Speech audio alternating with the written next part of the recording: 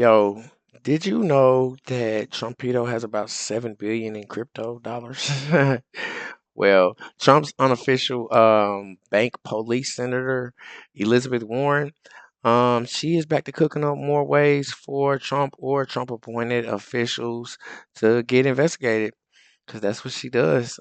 This time, she's asserting that first, Trump is manipulating money markets, and also that a former Trump appointed Federal Reserve supervisor, um, who's now on a global financial watchdog committee, has basically weakened the safeguards for mega banks with acts such as the Economic Growth Act, acts like the Regulatory Relief Act, and the Consumer Protection Act, which were supposed to be used to keep mega banks from taking over markets, but was appointed by him and prompted to use discretion to apply regulatory standards to large banks or investors worth over 100 or 250 billion dollars. So basically, if you have a billion or more dollars, you won't be implemented with regulatory bank standards, which is like how I always thought it was supposed to be after you get 100 billion plus. But anyway, Senator Warren, who holds the vice chair in the SEC, that's the Securities Exchange Commission, has already recently alleged that Trumpito and his family were guilty of manipulating markets when Trump imposed 100% tariffs on, and then stocks fell. Then he encouraged investors to buy while the stocks were low, and then took the 100% tariffs off for 90 days. But what she failed to admit is that America is literally the market. We are the market. And never has a president ever before, used an entire continent's well being against them simply by threatening to lose business with us. And yeah, in that sense, he's basically an innovator. Anyway, since his perception, it was a goal that cryptocurrencies don't be controlled by the government. That was the whole thing.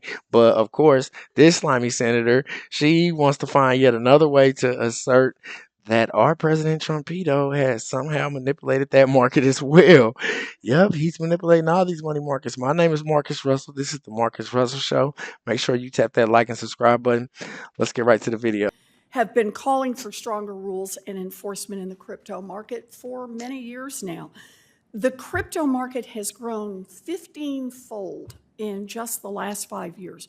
It's now at about $3 trillion, at least in 2024, where we've got the data.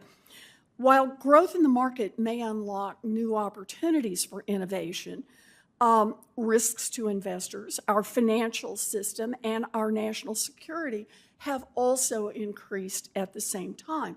Consider some recent data. According to the FBI, Americans lost more than $9 billion to cryptocurrency fraud last year. And it's the trend lines that are particularly concerning. It's a 66% increase from the year before. According to Chainalysis, North Korean hackers stole a record $1.3 billion from crypto platforms in 2024 and then turned around and topped it in just a single heist with a $1.5 billion heist earlier this year. According to TRM Labs, quote, terrorist organizations demonstrated increased sophistication in their use of cryptocurrency, turning to unhosted wallets, mixers, and privacy coins like Monero. We need a crypto regulatory framework that reduces these risks, but I am concerned that what my Republican colleagues are aiming for is another industry handout that gives the crypto lobby exactly its wish list, the blessing of our government's approval, combined with crypto rules that are weaker than the rules that every other financial actor must follow. The crypto industry may be calling the shots for Republicans, but nobody wants weak crypto rules more than the President of the United States. A majority of President Trump's wealth, as much as $7 billion worth, is now based in crypto, from issuing his own stable coin, to issuing his own meme coin, to owning a Bitcoin mining company, and to controlling a huge portfolio of crypto investments. Again, according to Chainalysis, The president and his associates pocketed more than $320 million in fees alone from the Trump meme coin, while the majority of retail investors who bought that same token actually lost money. Now, if we're going to provide rules of the road for crypto, we need to shut down the super highway for presidential corruption at the same time. We need crypto legislation that will strengthen our financial system, not make it worse. Here are principles that I think should guide our work. First, new crypto rules shouldn't open a back door to destroy the securities laws that have served as the bedrock of our capital markets for nearly 100 years. I'm particularly worried here because some recent proposals, including the Clarity Act that the House is voting on this week or next week, include language that would allow non-crypto companies to tokenize their assets in order to evade SEC regulations. Yeah, let's think about what that means. Elizabeth Warren, who holds the vice chair of the SEC, like I told you, the Securities Exchange Commission. If you put your money into crypto, then she can't impose any regulations on you or your money. So I'm sure she wants to do something about that. Sure, she can't wait to make some changes about that. Actually, the trade line crypto theft is currently in the billions as hackers have figured out how to crack people's personal accounts.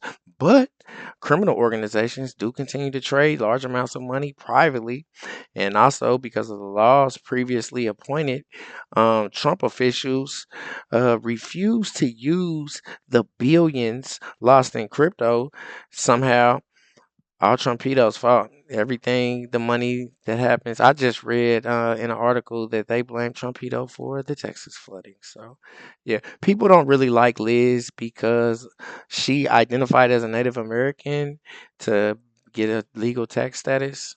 But that was back before it was okay just to identify as whatever you want to identify yourself as. um, like I said, nowadays it wouldn't surprise me if a Democrat vote marked both male and female and just drew a line down all the ethnic boxes. But what does surprise me is that she and Nancy, who are famous for inside trading, are now trying to accuse people of the same thing. The audacity of this Democrat.